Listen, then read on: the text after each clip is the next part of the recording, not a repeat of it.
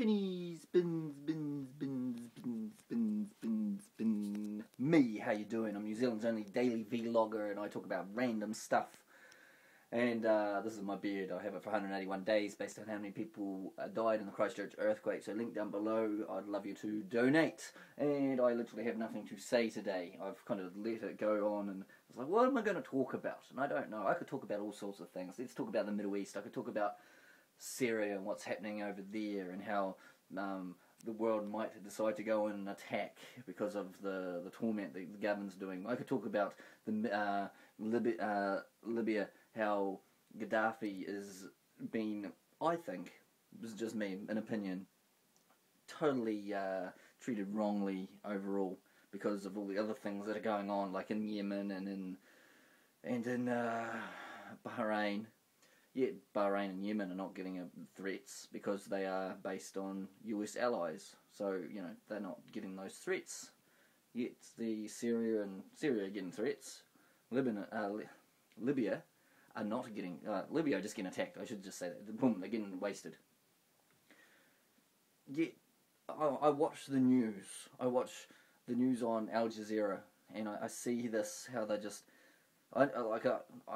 I watched Al Jazeera and Russia Today. To me, they are the best news sources that I can find. One, they're not American propaganda doesn't get there. However, Al Jazeera seems to be very Western focused. One, because it's based in Qatar, and they have, I don't know, they're absolutely thrashing the fact that they're behind the enemy line. So they're on the rebels' side, and they're going out there and they're showing everything to do with what the rebels are doing. And I'm presuming other television networks are doing the same. And because of that, because they can be behind, because they're not actually governed, it's not the government saying, hey, get away from us, it's the rebels that are saying this, these rogue group of people that are in there. And so they're able to watch, and they're able to be there, and they're able to put their side, only their side of the story. I'm not saying they're putting all their side of the story, because there's probably, they have shown, or there have been reports that they've been doing atrocities, but the only people that are actually showing that is RT. And but what about Gaddafi's side? We don't get to see too much of what his side is, his side of the story. The thing, you don't normally get to see that of any kind of war. You never get to see what the other side is doing, because they're secretive like that. They don't want the media in there. Yet we've got the media in this group, and you get to see the horribleness of what war is, and the media are just eating it up. They just think this is great because people are just, oh, this is awesome, we get to see people bombing each other, oh, yeah, go! And it's, well, what's the point? You know, why are they doing this? Why are they wanting to do this? The thing is, if you watch something like RT and the Real News Network, and you actually get behind the theories and the actual everything else that not mainstream media are doing, but you get to see the theories of, one, there's gold. They're going after is gold. They're going after the oil. They're going after the fact that Gaddafi is the one that decided not to be on AFRICOM. AFRICOM, it's the military alliance in Africa, because he didn't want to be in part of it. They're going after him. And the same in Syria. Syria and Libya were some of the banking.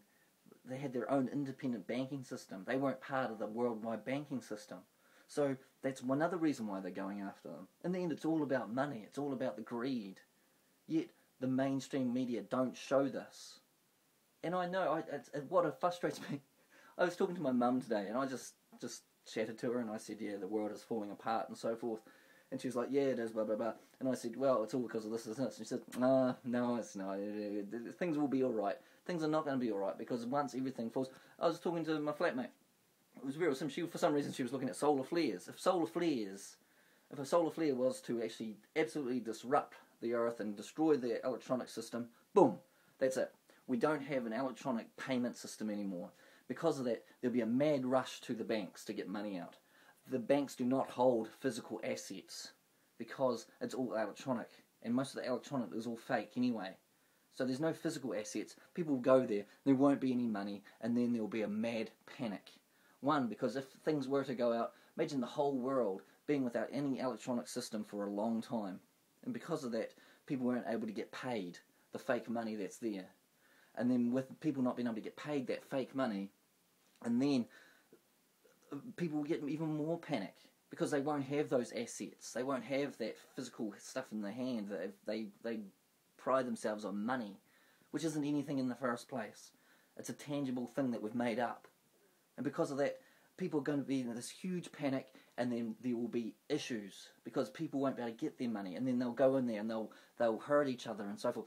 That is what's going to cause the issue one day, because we have gone absolutely electronic, which is fine, but because of the system that it's based on, that is going to be the horrible area.